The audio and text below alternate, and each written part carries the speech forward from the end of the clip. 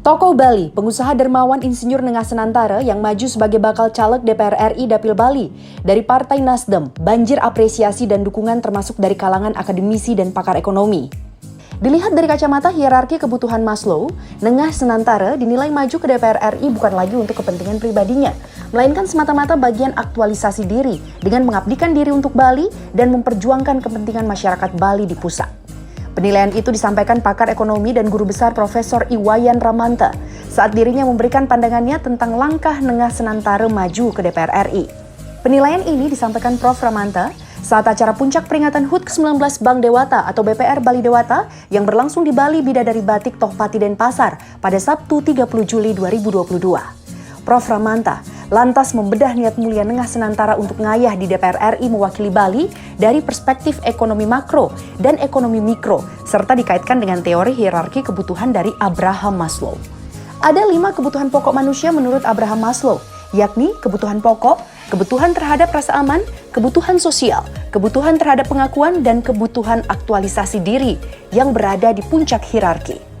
Menurut Prof. Ramanta, dari kelima kebutuhan itu, pada diri Nengah Senantara 4 diantaranya sudah terpenuhi alias sudah lewat.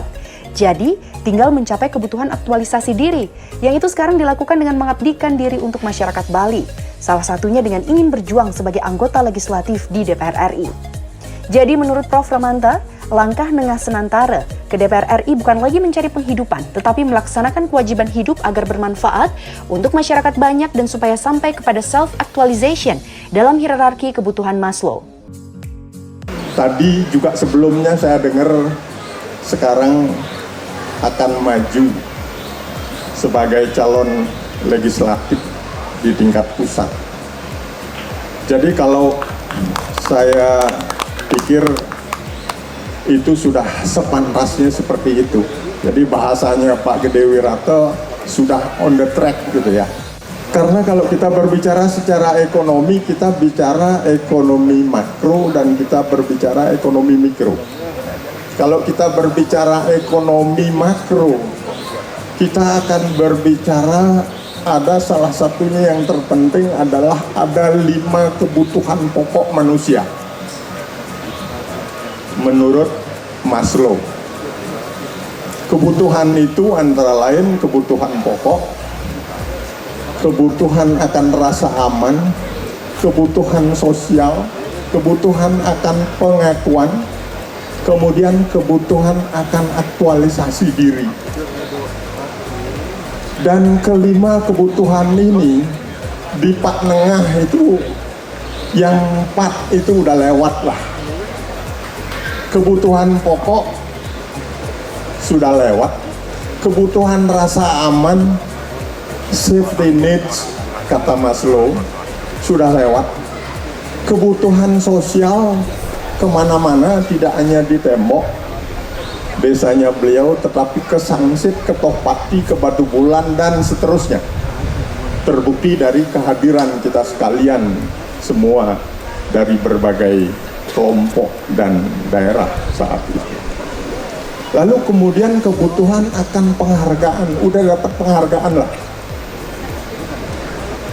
Tinggal sekarang kebutuhan aktualisasi diri, yang kalau saya tebak gitu ya, kalau penengah boleh saya tebak. Waktu SD itu cita-citanya pasti menjadi manusia yang berguna bagi nusa dan bangsa, pasti gitu jawabannya. Jadi yang namanya self-actualization itu yang saya rasa ingin dicari oleh seorang Nengah untuk ke DPR RI. Artinya untuk kehidupan pribadinya, entah itu sosial dan lain sebagainya, Pak Nengah ini udah selesai itu dalam kehidupan pribadinya. Mau jalan-jalan ke luar negeri dan lain sebagainya udah. Dan lain-lain udah. Tinggal ingin memantapkan bahwa dia berguna bagi nusa dan bangsa. Jadi kalau menurut saya nggak ada hubungan apa-apa dengan beliau.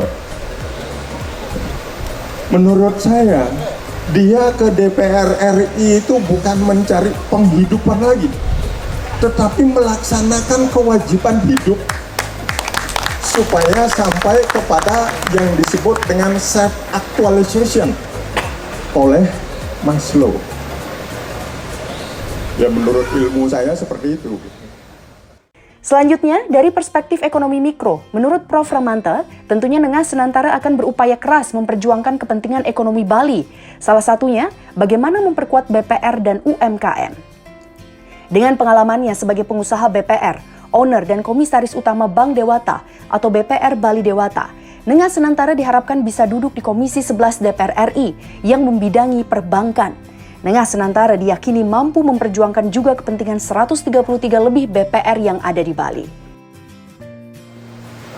Dengan kemudian Pak Nengah sebagai pemilik BPR yang sudah 19 tahun, kemudian punya BPR lalu ke DPR RI, Astungkara nanti di Komisi 11 yang membidangi BPR. Jadi yang datang nggak ngomong teori aja udah 19 tahun jadi pelakunya gitu. Sehingga wajar dia berjuang untuk apa yang sudah 19 tahun dia geluti. Dia tidak hanya berbicara hanya kepentingan Bank Dewata aja, tetapi berbicara kepentingan 133 lebih BPR yang ada di Bali. Jadi yang ingin saya katakan adalah sangat pantas, baik secara makro maupun mikro. Ya, sangat wajar sekali lagi kemudian dari sudut pandang ekonomi, baik makro maupun mikro yang bersangkutan udah ke arah sana.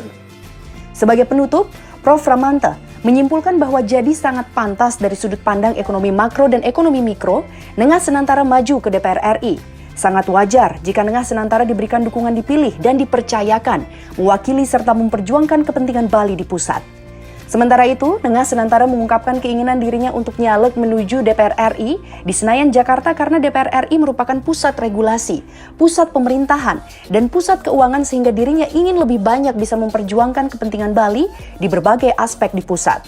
Nah, kenapa harus ke Jakarta sebagai tempat pengabdian? Salah satu pertimbangan saya adalah karena Jakarta merupakan pusat regulasinya, pusat pemerintahan, dan pusat keuangan. Yang saya inginkan adalah ada salah satu putra Bali yang bisa memperjuangkan apa itu Bali, apa itu ajab Bali. Nah, selama ini semenjak COVID melanda, bahkan sampai saat ini pun rupanya Bali belumlah mendapat perhatian yang serius dari pemerintah Jakarta. Soal pilihannya nyalek dari Nasdem, Nengas Senantara mengakui Partai Nasdem adalah partai yang modern, punya komitmen politik kebangsaan yang kuat di bawah kepemimpinan Ketua Umum Partai Nasdem Surya Paloh untuk mewujudkan restorasi Indonesia.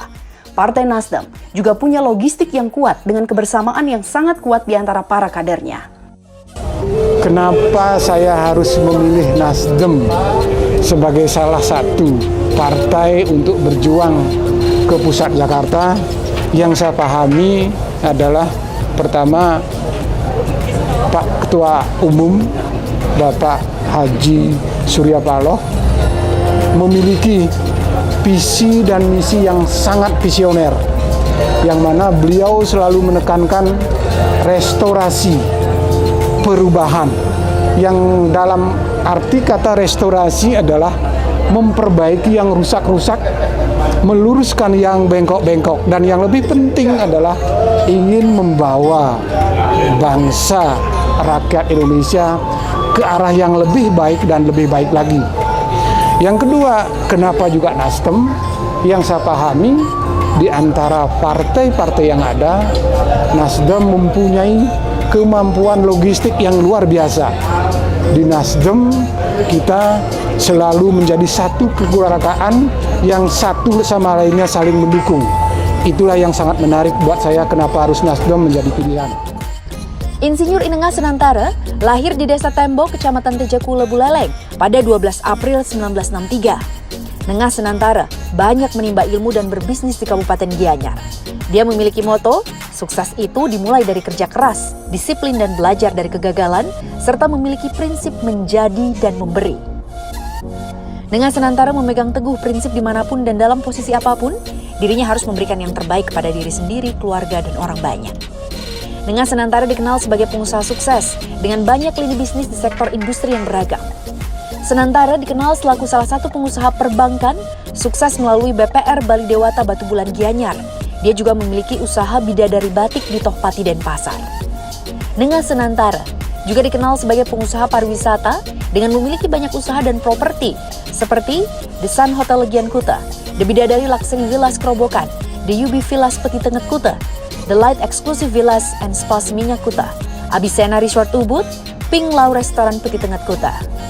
Dengan senantara juga dikenal berjiwa sosial tinggi dan sosok dermawan yang banyak membantu masyarakat Bali melalui berbagai kegiatan sosial kemanusiaan melalui organisasi sosial yang didirikan yakni Senantara Center. Melalui Senantara Center, dengan senantara banyak menyalurkan bantuan sosial seperti beasiswa, bedah rumah, bantuan langsung, bantuan untuk UMKM, pelatihan kerja, dan lain-lain.